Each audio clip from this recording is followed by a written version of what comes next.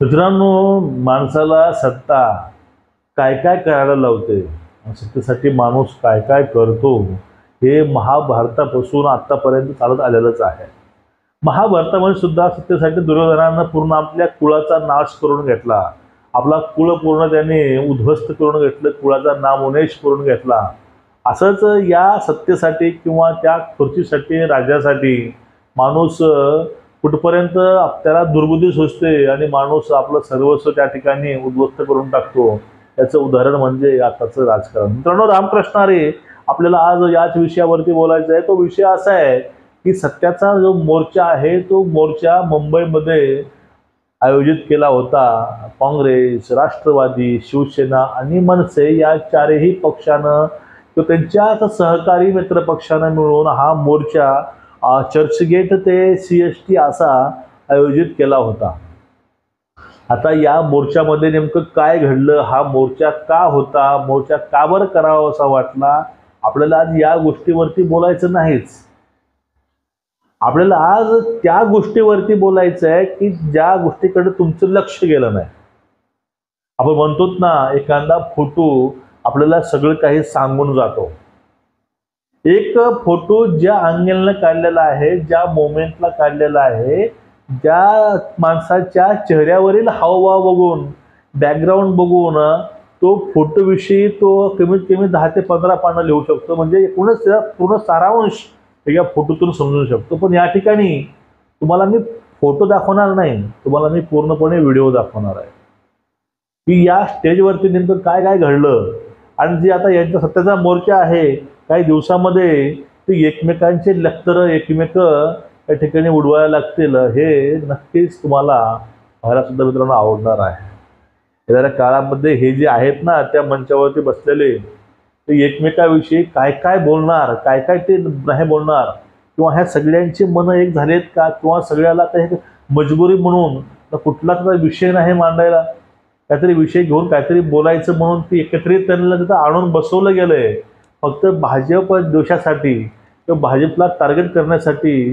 हे तुम्हाला सगळंच या व्हिडिओतून कळणार आहे. मित्रांनो, तो मोर्चा झाला, त्यामध्ये अनेक मान्यवरांनी अनेक भाषणाची फटकेबाजी केली.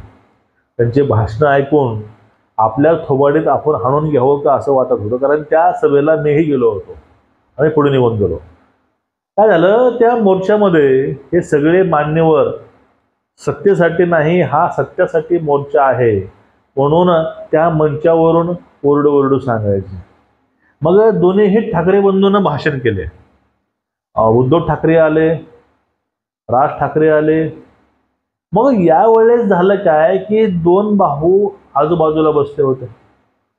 मग ज्या वेळेस उद्धव ठाकरे हे भाषणाला उठले, राज ठाकरे हे भाषण करून ते बसत होते.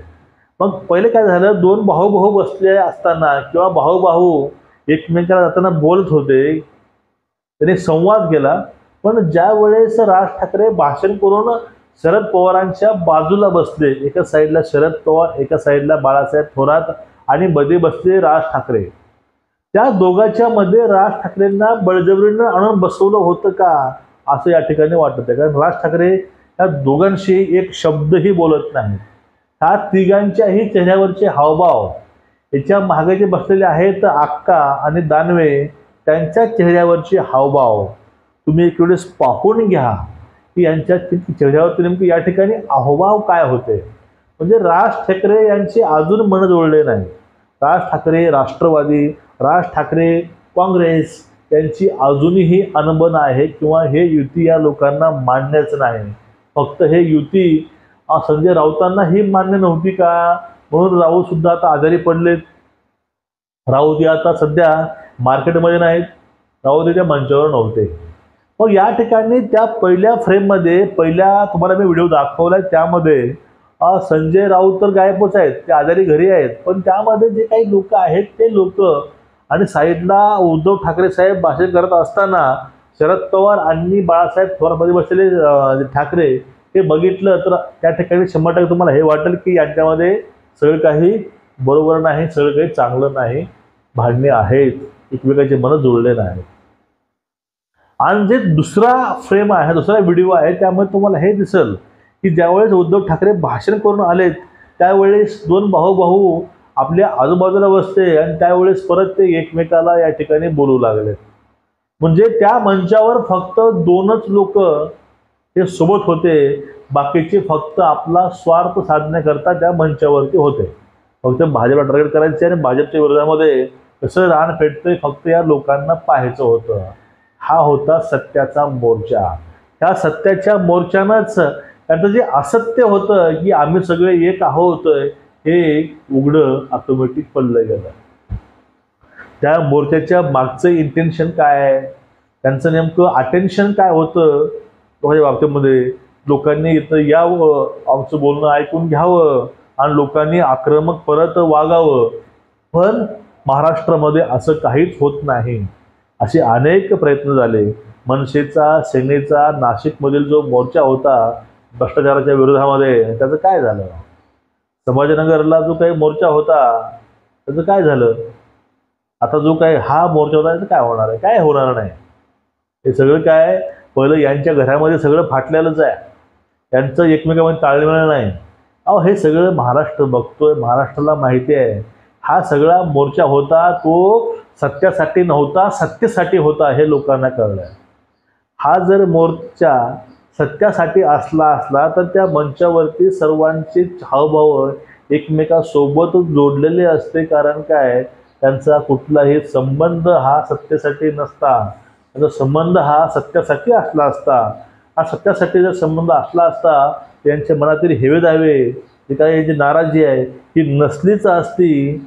हे सगळी इनसाइड स्टोरी त्या स्टेजवरती घडलेली आहे. म्हणून तुम्हाला सांगतो मित्रांनो, तो सत्याचा मोर्चा नसून तो सत्तेसाठी एक लावलेला डाव होता आणि ते सत्तेसाठी केलेला स्टंट होता. हे आपल्याला या ठिकाणी म्हणावं लागेल. तुमचं या मोर्चाविषयी किंवा ह्या स्टंटबाजीविषयी नेमकं मत काय आहे हे नक्कीच कळवून व्यक्त व्हा. आपण एक सकाळी व्हिडिओ पोस्ट केला होता, तोही व्हिडिओ बघून घेऊ शकता. मित्रांनो, चॅनलला सबस्क्राईब करून ठेवा, कारण तुम्ही आपले नवीन व्हिडिओ त्या ठिकाणी बघू शकाल. व्हिडिओ आवडला असेल तर शेअर करायचा प्रयत्न करा आणि मित्रांनो उद्या भेटू. परत तोपर्यंत सर्वांना रामकृष्ण हरी.